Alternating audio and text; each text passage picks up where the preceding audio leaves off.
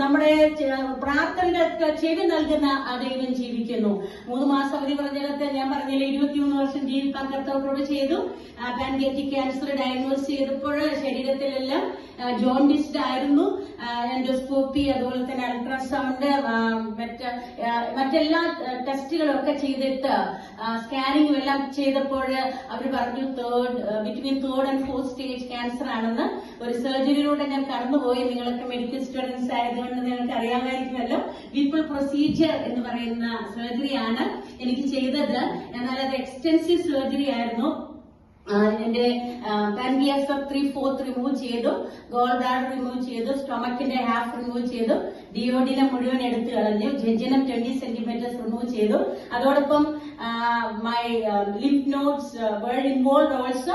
23 lymph nodes became like cancers and all those are removed but the Lord's pancreatic duct, bile duct ഒക്കെ എന്റെ artificial ആണ്. എന്നാൽ അല്ലെങ്കിൽ 3 മാസം പറഞ്ഞെടുത്ത് കർത്താവ് എന്നെ ശക്തനാക്കുന്ന ഒരു മുഖാന്തരം സകലത്തിന് മതിയാനാകുന്നുവെന്ന് പൗലോസ് പറഞ്ഞതുപോലെ വീണ്ടും ജീവിപ്പിച്ചു.